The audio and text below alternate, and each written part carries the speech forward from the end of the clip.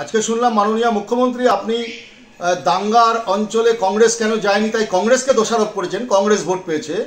আচ্ছা, পশ্চিমবঙ্গের প্রশাসনটা কে চালায়? পশ্চিমবঙ্গের পুলিশ কার অধীনে? কংগ্রেস। পশ্চিমবঙ্গের প্রশাসন কি কংগ্রেস চালায়? আচ্ছা, এই দাঙ্গাটা হলো কেন? মুর্শিদাবাদ মালদায় এই দাঙ্গাটা হলো কেন? তার জবাব কি আপনার কাছে আছে? এই যে দীর্ঘদিন ধরে আমরা বলে আসছি, কংগ্রেসের প্রত্যেকটা মানুষ প্রতিদিন বলছিলাম আমরা গত 2-3 বছর ধরে যে পশ্চিমবাংলায় ধর্মীয় মৌলবাদের জিগির তোলা যে সমস্ত মানুষ এই প্রতিযোগিতামূলক ধর্মীয় মৌলবাদের জন্ম দিচ্ছে আপনার দল এবং আপনার দলের লোকেরা এবং বিজেপি সমান্তরালভাবে দাঙ্গার পরিস্থিতি সৃষ্টি করছেন। কটা এফআইআর করেছেন আপনার দলের যে সমস্ত লোকেরা উত্তেজিত দাঙ্গা প্ররোচনামূলক কথা বলেছে? তাদের বিরুদ্ধে কজনকে আপনি জেলের হাওয়া খাইয়েছেন? একটাও এফআইআর করেছেন বিজেপির নেতার বিরুদ্ধে? একবারও বিজেপির লোকেদের বিরুদ্ধে বলেছেন যারা দাঙ্গায় উস্কানি দিচ্ছে? আপনার দলের বিধায়ক থেকে মন্ত্রী, আপনার দলের নেতা প্রতিদিন উস্কানি দিয়েছে ভোটের সময়, ভোট ভাগ করার জন্য বা ভোটের পরে। মুর্শিদাবাদ মালদার বিস্তীর্ণ অঞ্চলে কংগ্রেসকে পর্যদস্ত করার জন্য আপনারা সাম্প্রদায়িক তাস খেলেছেন। আর আজকে আপনি বলছেন কংগ্রেসের দোষ। আপনার মনে হচ্ছে না একবারও যে এই রাজ্যে অসাম্প্রদায়িক যে চরিত্র তাকে কলুষিত করেছে আপনার দল এবং বিজেপি।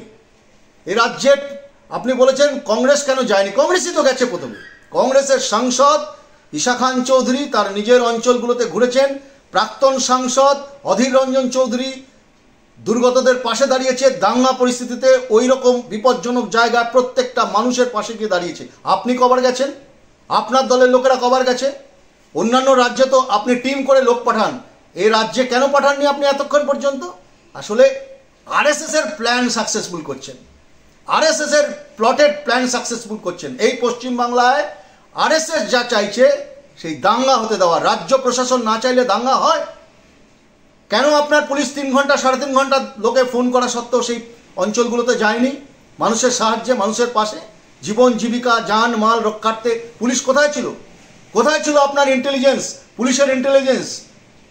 আপনি বলছেন যে লোক ভাড়া করে নিয়ে এসে পাথর ছোড়া হয়েছে। আপনার পুলিশ কি ঘুমোচ্ছিল? আপনার পুলিশ এই খবরগুলো পাচ্ছিল না? ইন্টেলিজেন্সের খবরগুলো পাচ্ছ না? মিথ্যে মামলা দেওয়ার সময় তো পুলিশ সবার আগে থাকে। আপনার পুলিশ কার্যত ঘুমোচ্ছিল আর আপনি এখন দোষ দিচ্ছেন কংগ্রেসকে।